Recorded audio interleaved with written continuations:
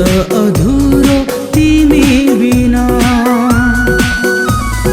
तिमी छोरा पो हाँसेकी छु म।